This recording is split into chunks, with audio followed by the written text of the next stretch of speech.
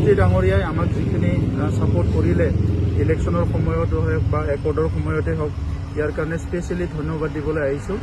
আৰু ইয়াৰ লগতে আমাৰ কিছুমান ক্লজ আছে, আমাৰ বিটিআৰ একৰ্ডৰ কিছুমান ক্লজ আছে, সেইটো ইমপ্লিমেণ্ট কৰিব লাগে। যিবিলাক ক্লজ নেকি কেন্দ্ৰীয় চৰকাৰে এটা এমেণ্ডমেণ্ট আনিব লাগে সেইবিলাক কৰিবৰ কাৰণে। আৰু লগতে কাৰ্বি আংলঙৰ যিটো ইছ্যু আছে, কাৰ্বি আংলঙৰ ইছ্যুটো এটা সমাধান আহিব লাগে। ইয়াৰ লগতে NDP কেডাৰসকলৰ ৰিক্ৰুইটমেণ্ট ইতিমধ্যে কাম আৰম্ভ হৈছে, এইটো ক্ষীপ্ৰতাৰে কৰিব লাগে। কেছ উইথড্ৰ হ'ব লাগে।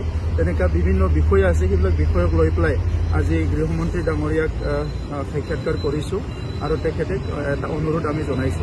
এটা বিষয় আছে যে প্ৰায় এবছৰ হ'ব হ'ল BTR চুক্তিৰ, প্ৰায় এবছৰ হ'ব, জানুৱাৰীত হৈছিলে বিগত বৰ্ষৰ।